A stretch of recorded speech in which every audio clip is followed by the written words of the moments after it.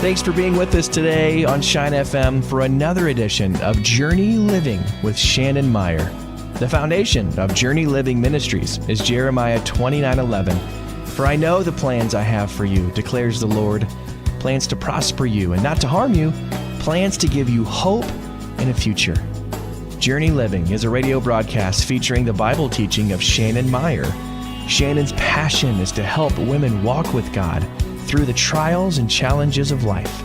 Speaking from her own life experiences and a biblical foundation, Shannon offers women hope that God does have a plan, even when we don't see it. Now here's Shannon with today's teaching.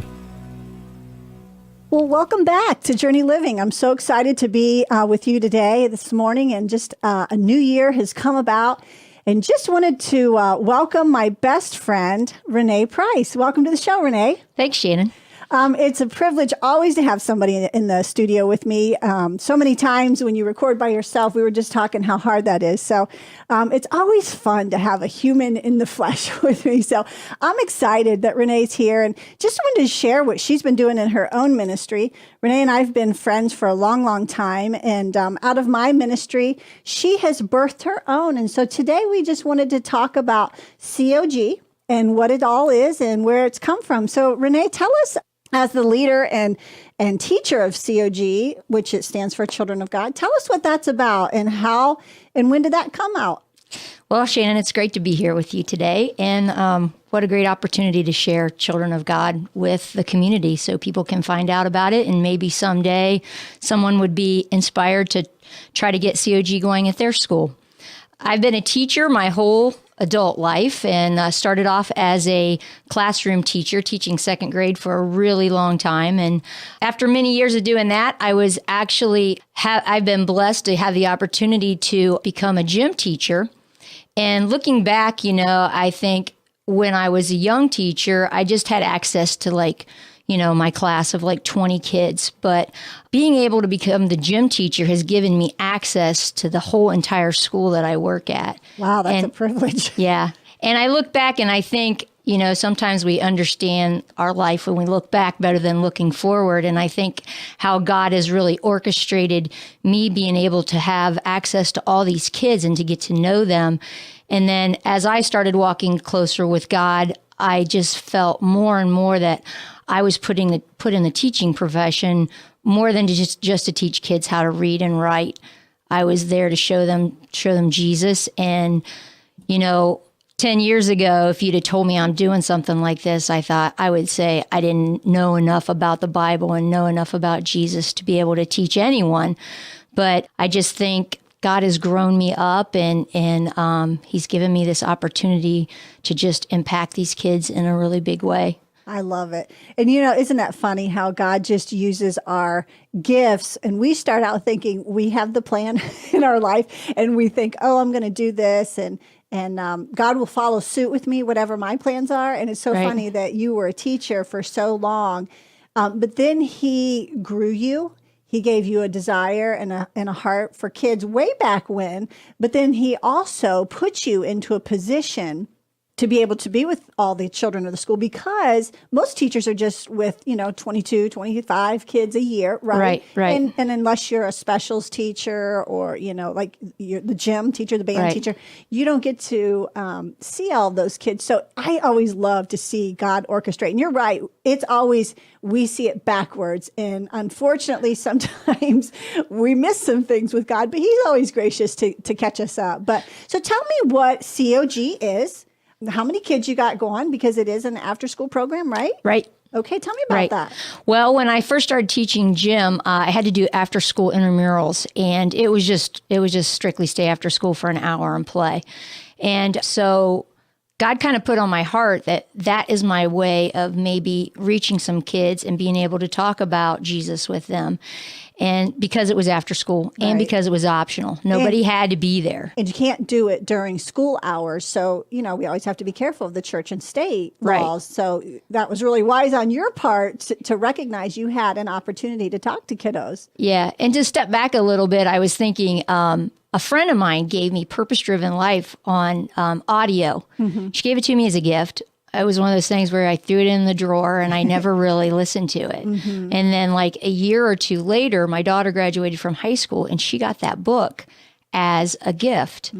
And that summer, you know, being a teacher, I had my time off. That summer I read that book, and that was where I kind of really feel like the idea got birthed. And the cool thing about that is, I think for all of us, is that if you miss it the first time when God puts it in front of you, don't worry, because he'll put it in front of you again. He'll catch you up. Exactly. He always so catches us it up. took me a couple years to get to that book, to take the step. But that book really inspired me that I was there for more than just being a regular classroom teacher. So then, so back to the intramural thing. So I asked the superintendent, I said, would it be okay for me to have a little Bible lesson right before we play our game? And so she was kind of hesitant at first, and she said she would think about it. And I said, you know, it's after school and it's optional. Nobody has to be there. So she thought about it, and she got back with me and she said, I think you can make this work two ways. You can go ahead and do the intramurals like you normally do. And then when you end it, have the kids that want to stay after for the Bible study stay after with you for a little while longer. Perfect. So the first year, that's the way we did it. But then the next year, and I had about 20 kids. I did it two different nights. I had a 4th grade night and a 5th grade night. So I did it 2 nights, and there was probably about 25 kids each night. So the first year there was like 50 kids in C.O.G. So, and let's just go back to what grades are you teaching? What are you talking about now? Okay, so now I teach 3rd, 4th, and 5th grade. Okay, so we're talking 8, 9, and 10-year-olds. Right. 11. Okay, good. So so then we moved to the different schools. So that's why I added a grade. So there was a 3rd grade at our our school. In the first year that I did C.O.G. At the intermediate school with the 3rd grade, I didn't include 3rd grade. I just went ahead and did the 4th grade and the 5th grade. But the 3rd grade was really left out, and they didn't like it, and they complained a lot. So the following year, I started including them in it as well, which at first I was hesitant to do it because that was just going to be a 3rd night of staying after school for an extra bit of time every week. But big commitment on your part, because when school's out, I know it's time to go home, right? Right. So, and you know, I do get a break once a month when we have a skating party. The kids, we make that a C.O.G. outing. So I do kind of get a break once a month that I don't have to stay after all those nights. But it's been so rewarding just to see the kids they're so excited to be a part of something bigger than themselves. And it's like we're just this big club of Jesus lovers, and we just get together and we play and we learn. And the cool thing is to see the kids, they're stepping outside of their comfort zone too, and they're not afraid to share Jesus with other people. It's so cool because little kids are some of them know nothing about Jesus. They have never really been to church. They might go to weekly religious ed, which is great. They've learned a lot from that. But it's amazing sometimes when I ask how many kids went to church and just like, especially like the week after Easter, I asked that question expecting that, you know, everybody goes to church on Easter and Christmas, but I just couldn't believe how many don't go to church. It's amazing. I heard a statistic, and I don't know how legitimate this is, but our generation, our age, so, you know, 30, 40, 50-year-olds, in the United States, Christianity was at 60%.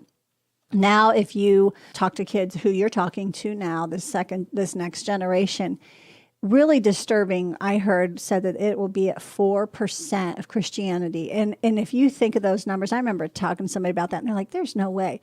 But, you know, we're in the schools, and we see that. You take a classroom of, let's just say, 20 kids, how many of them, what you're saying, truly know anything about God or Jesus, or like you said, Easter? I know for my daughter, they went on spring break down to Virginia Beach one time, 19-year-old girl, and she called home and said, you know, they went at spring break and said, Mom, she has never heard the story of Easter. You know, how can we tell her? And I thought, how in the world do you go 19 years and never know the true meaning of Easter? It blew me out of the water. So what you're saying is totally true. Yeah, I had a 3rd grader just this year. We were talking about Christmas, and he said something about Santa Claus coming and all that. And I said, well, you know, we really have Christmas because it's Jesus' birthday. he didn't know that. Oh, He thought it was just about Santa coming That's and so getting sad. gifts. Yeah. So he knew nothing about it. But this little guy, he is just like on fire for Jesus, and he just always wants to hear stories about, David and different people in the Bible. It's Bible it's stories. really cool. What's great about the age I think you're working with is they're at that time that they're so pliable. They haven't gone into junior high or high school. They're so open, and they're not yet in search of, making their peers happy and fitting in as much as, we see in the older grades. These kiddos are still that little pliable Right. piece of clay that you can work with. And I know for yourself, you've talked about how fun that is to watch them grow. And you have the privilege of starting in third grade and watching them through fourth and fifth, and send them off to middle school. And I know And that is so hard to send them off to middle school because, that's a rough place to be It in is. middle school age. And I've really tried to instill in them to stay together, to not, to keep their bond with Christ, that we're all united, and to not give up on each other when someone starts to fall behind or go off the great. rails, to go after them and bring them back in. And I just don't ever want it to end for them.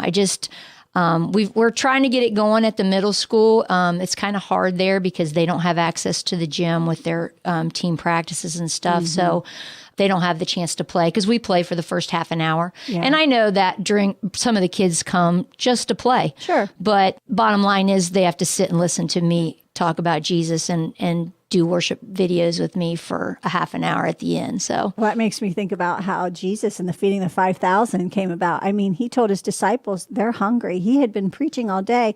And what I think we forget, and sometimes in that religious sector, is it has to be all about church. Well, Jesus was about meeting people in their needs right where they were at. And how greater for kiddos the age you're talking to, they need to play. Yeah, They're still playing. exactly. They're still playing and having a good time.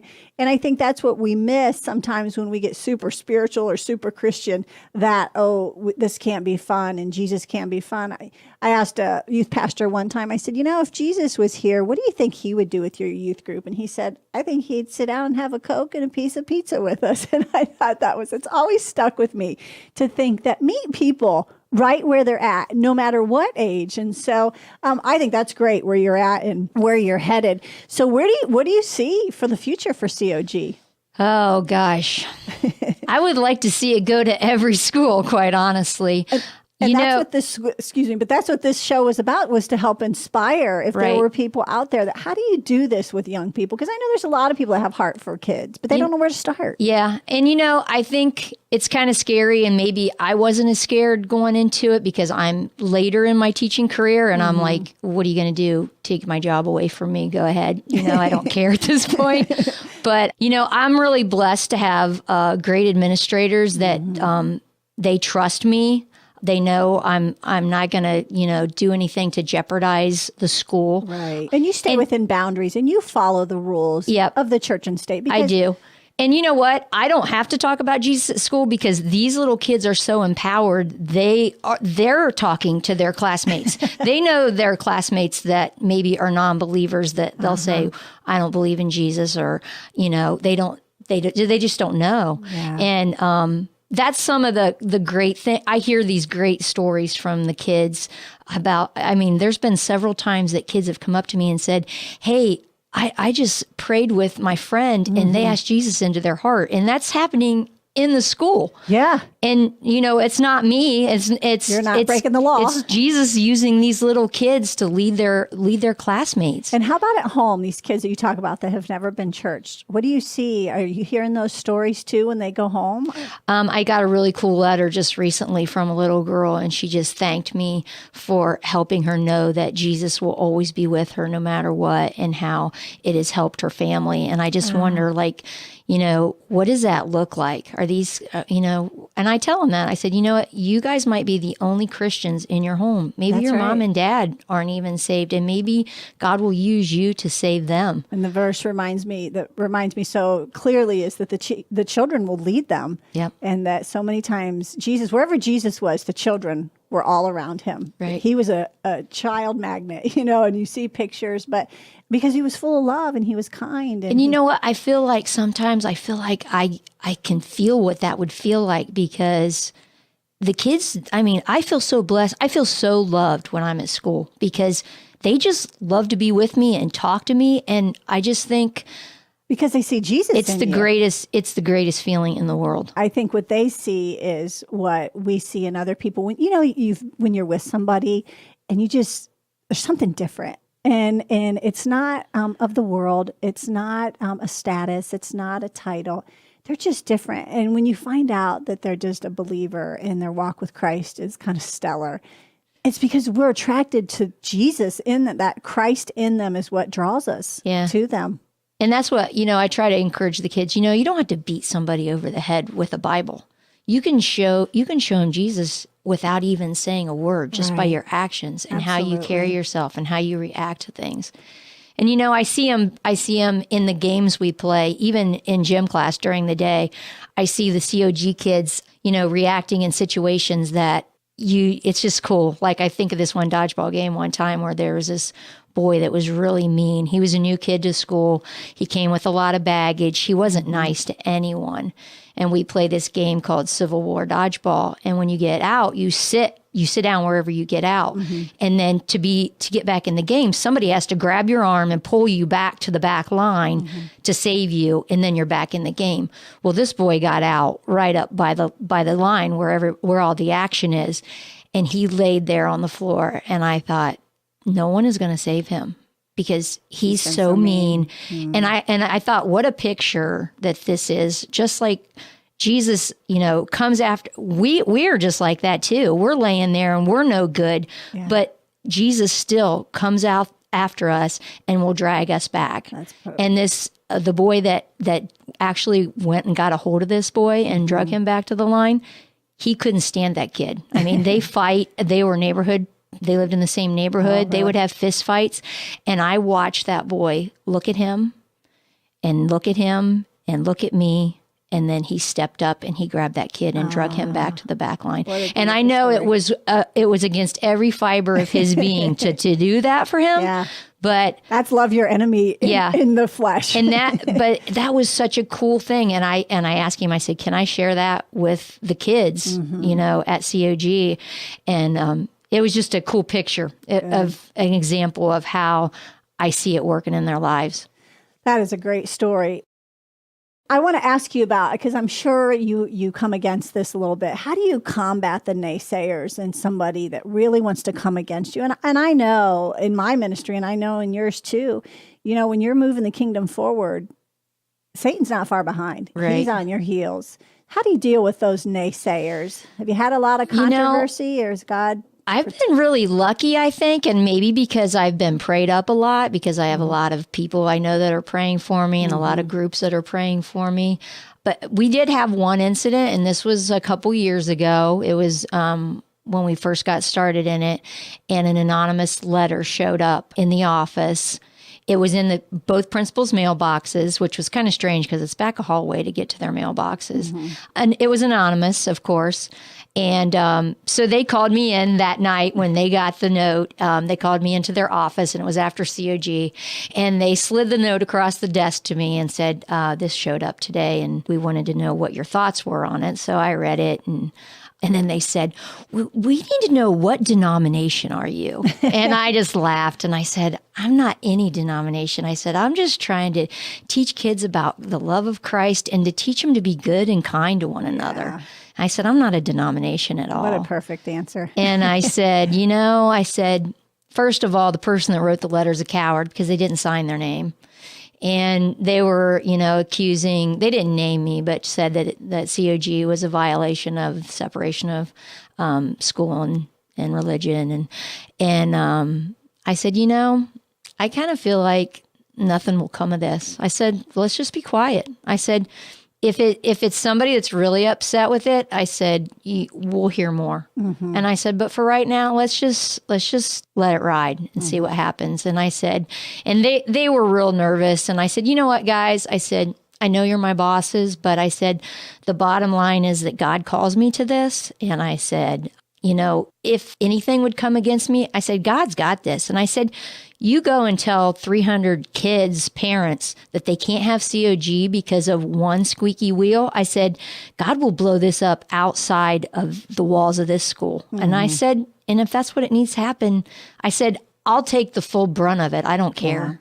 Yeah. I said, it's not on you at all. Yeah. And that's wise. I mean, you always have to come under authority. And I'm so glad that you've given that you didn't say, well, I'm going to do this no matter what, because that puts our bosses, like you say, and our administrators in a bad position. And I'm sure they're watching as well. They're probably, right. Everybody's probably right. holding their breath, but you are following the rules. You're not breaking any laws. And, but what is also neat is they're watching your strength, your courage, and they're going to watch your integrity. And I think that's huge, because a lot of people want to jump into ministry and think, oh, I've got this, I can teach, I have a gift.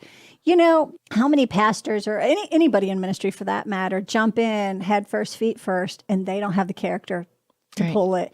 I always say we don't need anybody else giving Jesus a bad name. There's enough people out there trying to, desecrate his name and in the cross. And, I commend you for that, because that's got to be a tough way to walk and kind of know, where's the enemy going to hit me next, and how is this going to play out? But and I'm sure with any ministry and anybody that knows in the ministry field that it is not an easy walk. And like I said earlier, if you're not moving the kingdom forward and the enemy's not bothering you, then you're not moving it forward, because when you're on shaky ground, that means Satan is fast on your heels. Exactly. Well, we're getting ready to run out of time, so I want to ask a couple more questions. But so I just want to say to you, there's probably a mom or a dad listening today that's like, you know what, I wish my child would have had COG, or, myself, I wasn't raised in church. I've never raised my kids in church. What advice could you give for parents that did not start their kids out in church? Maybe they don't go to church today, and now they see their lives of their children heading in the wrong direction. What advice could you give to parents? Is it ever too late? Are we too far gone? Just let them go with the world and figure it out from here on out, and hope someday they get to church on their own when they get married? What advice would you give to those parents or grandparents even that are holding their breath for their loved ones, their young kids? I don't think it's ever too late for anyone, no matter the age. Mm-hmm. And like I said before, maybe these little kids are going to go home and inspire their parents to start taking them to church and going to Wednesday night services. I just don't think it's ever too late for anyone. I mean, I've seen kids that have come into my school as third graders and just a hot mess, just mean and mean-spirited. Like, I see and I think the more I walk closely with God, I do see mean spirits, evil spirits in some of these kids. And so many of them are products of their environment. That's all they know. Yeah. And I think, sometimes school is the best place for them to be. Mm-hmm. It's what's safe. In the last few years of my teaching, I can't believe how many kids are actually so sad when summer vacation comes. They don't want to go home and play outside and be kids like when we were young. It's like school is safe, and it's a good place to be. And I feel so blessed to be a part of Ball Fountain Intermediate School, because it is truly home, and it's truly what a great place for kids to be. I mean, it's like home. It's safe. The kids are encouraging for one another. The staff is great. We have Lighthouse status, which is 7 Habits, highly effective students. We acquired Lighthouse status, and I think C.O.G. and being a Lighthouse school walk so closely together that it empowers kids to be good and be kind and make good choices and to look to their future and set goals. And you're watching that play out. You in the background are saying, these C.O.G. kids that have Christ, it may be the Stephen Covey thing or the, 7 Habits of Highly Effective People and that whole premise, but you're watching your school be successful, knowing that a lot of their foundation is so many. I mean, you've got 300 kids now standing strong in C.O.G. That's an army. Yeah. And they don't have a problem with telling each other. I've heard them in gym say, you know what, you're not being very Christ-like. They'll say it to one another. They'll call each other out. They do. For sure. So like what I was saying about this boy, he was so nasty and mean, but like he started coming to C.O.G. and like this kid has changed so much. And that's what the cool part is, because I tell those guys, I said, you know what, if you're kind of a good person and a quiet person and you ask Jesus into your heart, people don't really notice a big change in you. But if you're like the kid that, comes in and hits and calls names and has no friends and is mean and nasty all the time, and all of a sudden, okay, that person's kind of starting to change and they're being nice and they see like, this kid is like amazing now. Like you can't believe the change in him. And he went to summer camp with me out at Camp Union, and he's been there the last 2 summers with me.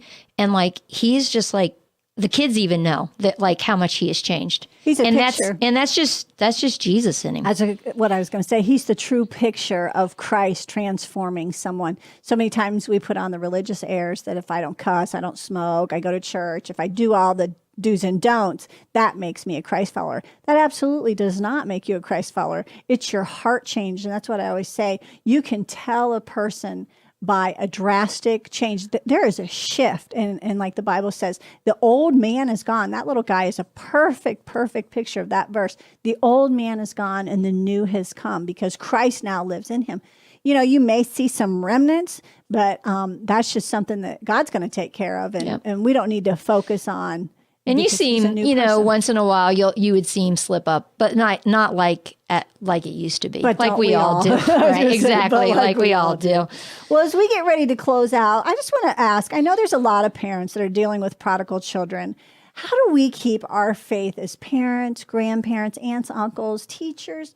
How do we keep our faith and stay strong when all the world is clamoring to drag them away? I know as I've raised my girls, some days I just felt like all hell had come against me. And, I've often talked about on my radio show, I had them by their hair pulling and Satan had them by their feet. And we were in an all-out tug of war.